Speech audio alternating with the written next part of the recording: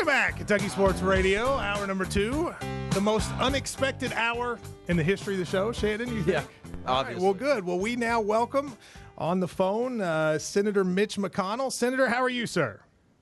Hey, Matt, I hear you've been talking about me, and I thought I ought to call in and speak for myself. How about that? Well, I'm glad you decided to do that. We were interested in having you on and would still like to get you to come in studio sometime. Would that be possible? Well, let's just do it right now. I'm ready, and I'm sure you are, and I think your listeners need to know that I'm a UK fan. I actually went to UK, unlike my opponent. I've secured over $150 million for UK over the years, and last year helped UK get its National Cancer Institute designation, which is a pretty big deal. And as far as sports is concerned, I was the author of the resolution in the Senate that congratulated the Cats on the 2012 championship. Coach Cal gave me a signed copy of the piece of floor from New Orleans, which I proudly display in my office.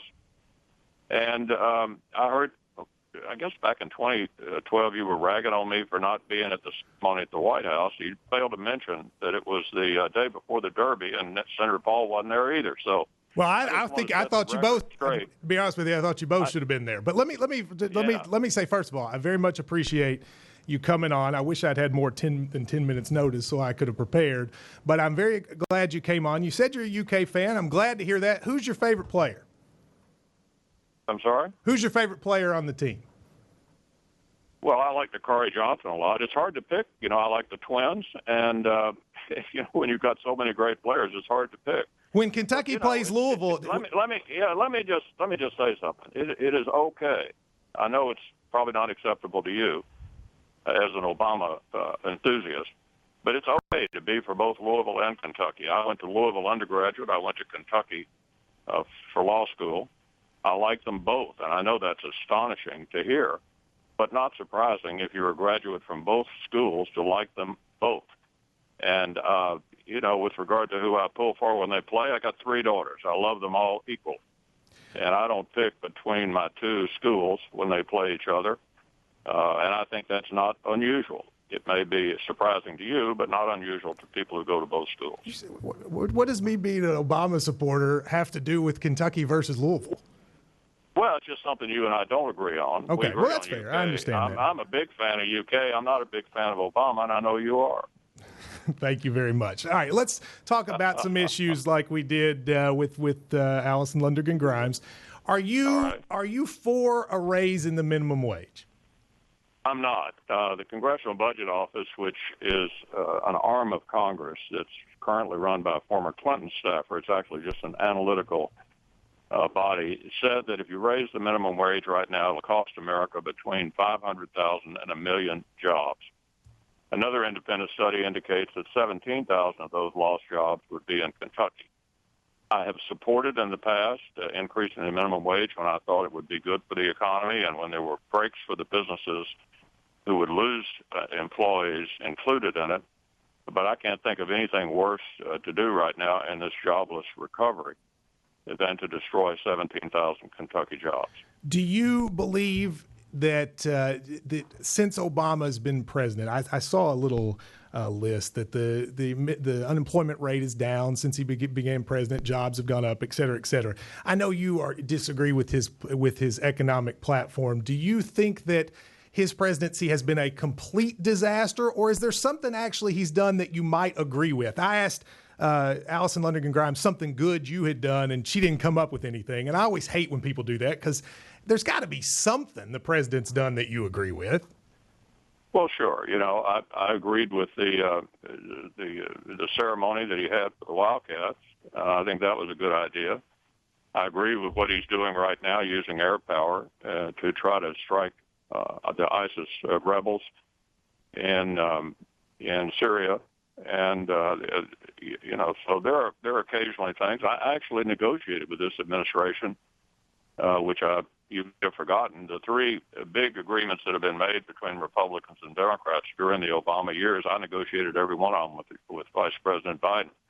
The December 2010 2-year extension of the Bush tax cuts, the August 2011 Budget Control Act, and the fiscal cliff deal, which was New Year's Eve of 2012.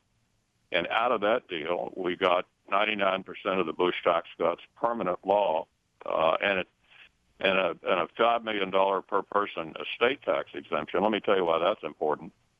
You know, so many Kentucky family farms and small businesses have to be sold in order to pay the estate tax, and you can't get it down to the next generation. Well, I think I read somewhere, though, right, Senator, it's only the estate tax, especially now after it's only a handful of people that applies to, though, right? Yeah, that's because of the exemption that I was able to get in permanent law 2 years ago, which now says that the first $5 million is exempt. Now, that means that virtually every family farm in Kentucky and virtually every small business in Kentucky can be gotten down to the next generation without having to sell the land or sell the business to pay the tax man. So, yeah, it doesn't apply to very many people now, but it did before. Would you, if it comes up for vote, you could end up being the Senate majority leader. If it comes up for vote, a bill to repeal Obamacare fully, to repeal it, not to fix it, but to repeal it, what would you vote? Absolutely. I'd be in favor of getting rid of it, pulling it out root and branch.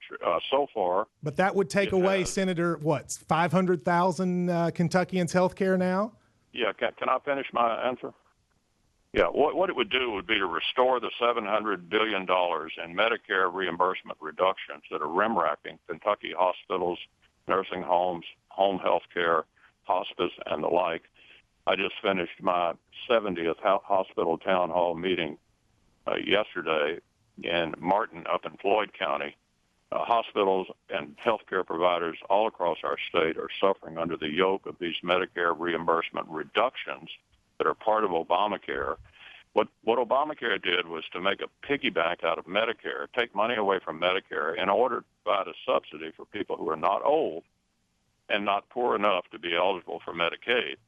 And then over on the providers, on the consumer side, those of us who purchase health insurance, premiums are going up, co-payments are going up, deductibles are going up, and you've now got an additional job loss as a result of it. The same Congressional Budget Office that I mentioned earlier, which actually is, as I said earlier, run by a Clinton guy, said that Obamacare is going to cost the country about 2.5 million jobs. So, yes, I think it was a huge mistake. I think we should repeal it if we could. Obviously, with the president there, that's not likely to happen. But I think it was a huge mistake. You've spent a lot of this campaign talking about coal, an issue that I care about, being from Eastern Kentucky.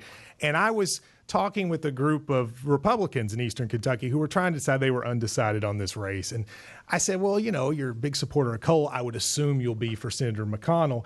And one of them made an interesting point. They said, look, Senator McConnell's been in office for 30 years. He's made a big part of saving the coal industry. During those 30 years, the coal industry has gotten worse, and it continues to get worse. Why should I think anything will change in the next 6 years if he wins? As a supporter of the coal industry, what have you done really to stop the continued decline of it? Coal jobs actually went up during the Bush years, and everybody knows what's going on right now. This is not a result of anything Congress passed. When the president had total control of Congress the first 2 years he was in office, he had a 40-seat majority in the House, he had 60 votes in the Senate. He couldn't pass cap and trade, couldn't pass it. And he totally controlled the Congress. So now what he's doing is trying to achieve through the EPA what he couldn't get through Congress. So make no mistake about it, this is an Obama-induced coal depression created by two regulations that he's jamming through EPA. One will guarantee that there's never another coal-fired generation plant built in America. The second one targets existing plants. Now, for those who are saying the era of coal is over, let me just point out the Europeans are now importing coal. The Chinese and the Indians are building coal plants. And the Australians just repealed their carbon tax, which was their version of what Obama is trying to do through EPA. There is a future for coal, but we have to get past the Obama administration. The current majority leader of the Senate says coal makes you sick. Senator Paul and I have been trying to get votes to push back against EPA for 2 years. He won't schedule those votes. If I'm the majority leader next year, I'll be in charge of the schedule. We will be voting on efforts to push back against the EPA. And even for those who think that global carbon emissions are an important thing, one country doing this is going to have zero impact, about as much effect as dropping a pebble in the ocean. Do you believe, sir? Other countries are not willing to sacrifice their economies today to pursue a crusade that they don't think makes sense for them. Do you believe, sir, in global warming?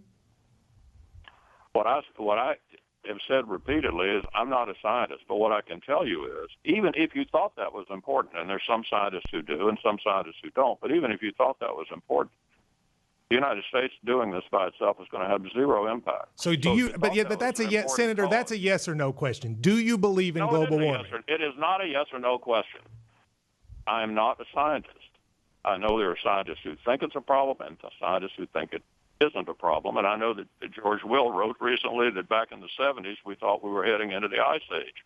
So there are differences of opinion among scientists. My job is to try to protect jobs in Kentucky now, not speculate about science in the future.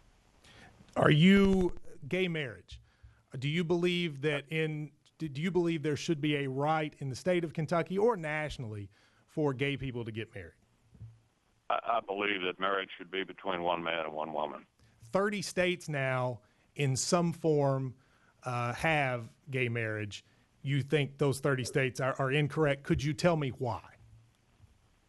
I can tell you my opinion is that marriage should be between one man and one woman. But you base that on what?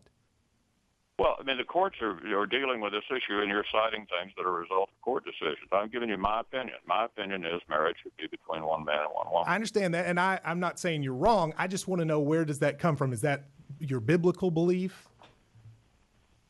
It is my belief that marriage is between one man and one woman. Okay. Over the course of the next, I guess, month, this is obviously a huge race because it comes down, the leadership of the majority may come down to this race. You, I think, have one debate scheduled. I think it's on television on KT, I believe, next Monday. Yeah, next Monday. Why don't you tune in? Well, I got other things Monday night. I think wrestling's on that night too. But is there any chance that we could get you to come in here? I'd be glad to work with your folks in figuring out a scenario where the two of you could sit. This will be your largest audience in the state, and have you and Secretary Grimes debate each other here on this show. Well, we're going to have a good debate Monday night. I recommend you tune in. There are lots of people who've wanted to sponsor a debate. This is the one that obviously ended up making the most sense to both candidates, and we agreed to do it. Well, she's agreed to this one. Sure. She's agreed to this one, Senator. Well, she's agreed to the one Monday night, and I'll be there, and I sure hope you'll tune in and watch it. So that's a no for me on coming in here? Yeah, I'm going to be debating Monday night, and I recommend you take a look at it. All right, Senator McConnell. And I've enjoyed the debate with you. It's been fun. Yeah, I just wanted to interview you. I actually wanted to meet you. I was hoping you would come in here. Shannon is a big fan. We wanted to get our picture taken with you. Ryan, we'd love to have done it. Why couldn't you come in? I think 10 days ago, Senator, 10 days ago, last Friday, you went into my competitor's show. Why didn't you come join us here? We've had a good discussion. It's been going on for 30 minutes. I've enjoyed it, and I appreciate the opportunity. Thank you very much, Senator. Appreciate the call. Bye. All right, there you go. Senator McConnell, we will take a break and come right back. This is Kentucky Sports Radio.